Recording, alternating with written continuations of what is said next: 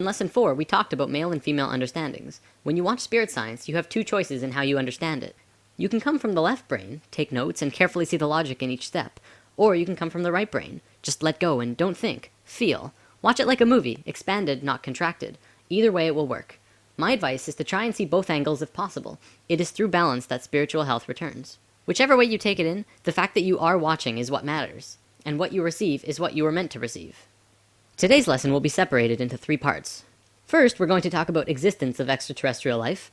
Then we're going to take a look at human life before recorded history. And finally end with why things are happening on Earth today.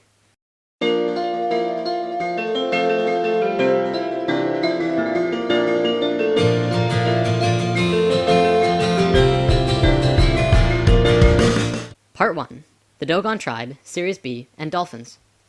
There is an African tribe near Timbuktu called the Dogons, who hold information that would be absolutely impossible to know according to today's standards. See, the Dogons have a cave on their land that stretches back into a mountain, and in this cave are drawings over 700 years old.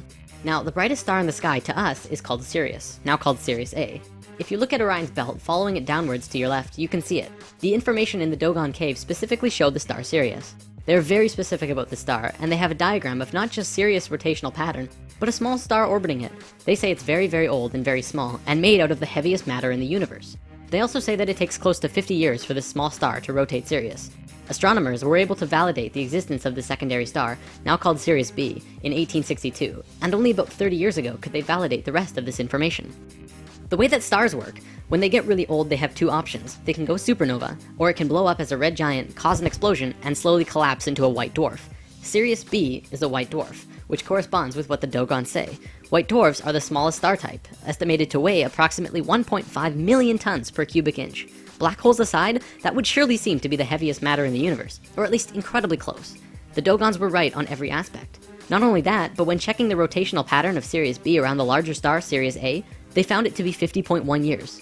Now, this could not be a coincidence at all. It's just too close, too factual. Yet, how did an ancient primitive tribe know such detailed information about a star that could really only be measured in the last 30 years? And that's not all they knew. They also knew about the other planets in their solar system, including Uranus, Neptune, and Pluto. They knew exactly what these planets looked like when you approach them from space, let alone from Earth.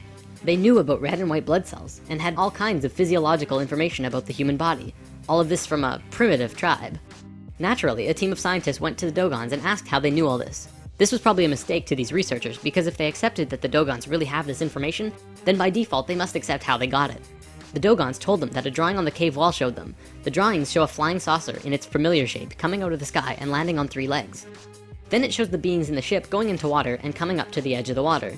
These beings looked very much like dolphins. In fact, maybe they were dolphins, but we don't really know for certain. Then they started communicating with the Dogons. They described where they came from and gave the Dogon tribe the information. Here's another thing the Dogons knew. This little drawing was on the walls, but the scientists didn't know what the heck it was, until computers calculated the orbits of Sirius A and B. As seen from Earth, this pattern shown in the cave is identical to the pattern of Sirius B moving around Sirius A in a time frame between the years 1912 and 1990. These 2 times are actually kind of important. 1912 was the first year when we began communication with the Greys, and in 1990 a specific electromagnetic grid around the planet was formed. But we'll have to look at that later once we go over some other stuff first. Another thing about this rotation, it's the exact same rotational movement of DNA. Part 2. How old is the Sphinx? This is probably one of the most important discoveries on the planet ever. The first one to really discover this was R.A. Schwaller de Lubitz. He is a famous Egyptian archaeologist who has written many books. He and his stepdaughter, Lucy Lamy, have demonstrated a profound understanding of sacred geometry and Egyptian culture. Now, on the Sphinx there are wear and cut patterns that are totally different from the patterns on other buildings in Egypt. Toward the back of the Sphinx there are cuts 12 feet deep into the surface. This pattern appears to be smoothed by water, as opposed to all the other buildings and structures built by Egyptians, which are only textured by sand and wind. The last time that there was water in the Egypt area was over 12,000 years ago, at the end of the last ice age.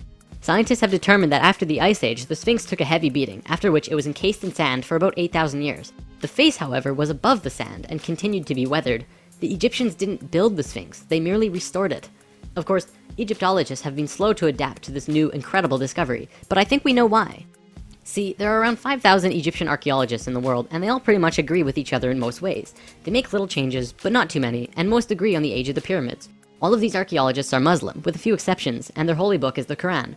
Please understand that I'm not trying to discredit a major religion, but the Quran says that creation began about 6,000 years ago. So if a Muslim were to say that the building is 8,000 years old, he would be disputing their Bible. They cannot do that, and so they won't even talk about it. Another thing that's actually incredibly interesting, the Sphinx has a body like this, and a head like this? That's rather unproportional, isn't it? Not only that, but the Sphinx is actually facing a very specific direction. It is an astronomical marker. The Sphinx is in the shape of a lion. If it were built when Egyptologists say it was, that would be only 2,500 years ago, while the constellation of Taurus was in the sky. The only logical time for the Sphinx to be built when it was when the constellation Leo was in the sky, during the 11th millennia BC. The time that matches exactly where our new findings say that it would have been built. In the past, when something new like this was discovered that has a major influence on the viewpoint of the world, it takes about 100 years for it to get to the average person to say, oh yes, that's true. But this time, it's happening a lot quicker because of the internet. Now scientific circles are actually beginning to look at the words of Plato in a new light when he talked about another culture, another continent, from a dim past called Atlantis. The Sphinx is the largest sculpture on the planet. We know it was not done by hairy barbarians, but by a very sophisticated culture. And it was not done by anybody we now know here on Earth. From a scientific point of view, this is the first solid evidence to be accepted about the true age of civilization. There have been lots of other evidence, but it has kept being put under the table. Now we have the accepted evidence that there absolutely had to be someone on Earth who was highly civilized as early as 10,000 years ago. This is just the beginning of how we are going to completely change our view of who we think we are. Part 3. Earth's relations to the cosmos. We are living in accelerated times. Remember in lesson 1 I said time is speeding up? Let's talk more about that. The following is a fact according to Encyclopedia Britannica. From the time of our oldest known civilization, the ancient Sumerians, around 3800 BC, continuing for almost 6,000 years up to about 1900, a certain number of information was collected. Let's say for simplicity's sake, that in that time we learned one bag of facts. 50 years later, from 1900 to 1950, our knowledge doubled. That means it took 6,000 years to get a bag of facts, and in 50 years, we got another one. Amazing! But then in the next 20 years, we doubled it again. And then in 10 years, we doubled that. And now we're getting bags of facts every month, maybe within days, I don't even know. The fact is, things are speeding up monumentally. We're living within a knowledge avalanche. Life on this planet is accelerating faster and faster, obviously culminating in something new and something different.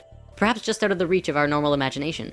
What does this mean for the world? Why is it happening? Better yet, why is it happening now? Why didn't it happen 1,000 years ago? Or why didn't it wait to happen 100 or 1,000 or 10,000 years from now?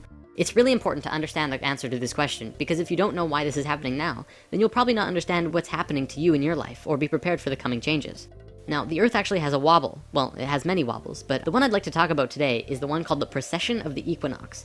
Essentially, what this is a rotation that the planet does, which completes a cycle once every 26,000 years. It looks like this and slowly turns on its axis and points to different locations. Science looks at this and says, well, so what? It's just a wobble. But by looking at what the ancient civilizations knew, you see a more complete image. The point actually points to and away from the center of the galaxy. The center of the galaxy is where most of the energy and the most consciousness is. It's not just light up there, you know. So, in this diagram is our rotation. Here's the tip pointing towards the center of the galaxy, and here's the farthest pointing away.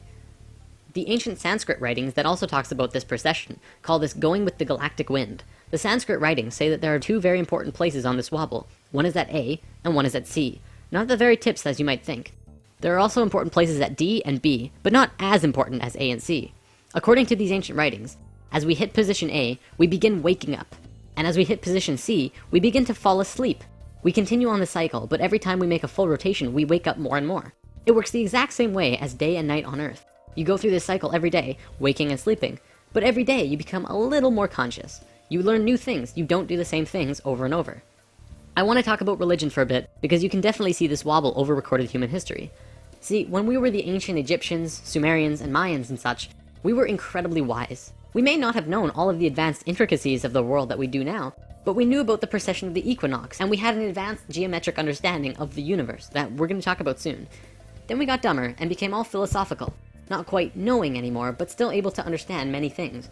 This is where things like the Fibonacci sequence and pi and the golden ratio were discovered. And then we got dumber still, and it was around this time that we had a real solid formation of most of today's religions. But you have to remember that these religions were based on earlier writings. They were written by people who understood far more than they did. They just couldn't make sense of it, and that's why many Bible stories just seem ridiculous. Ultimately though, every religion did spawn from a more conscious understanding, so you can't discredit religions completely.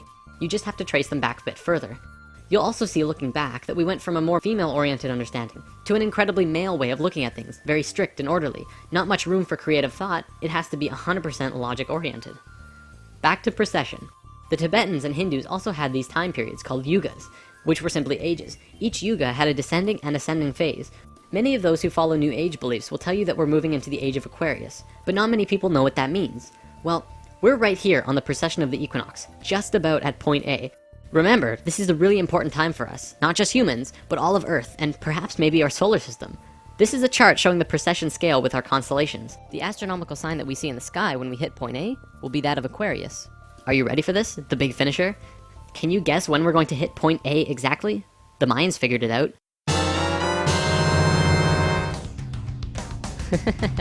Yep. Take me away from time and season, far, far away, we'll sing with reason, prepare a throne of stars.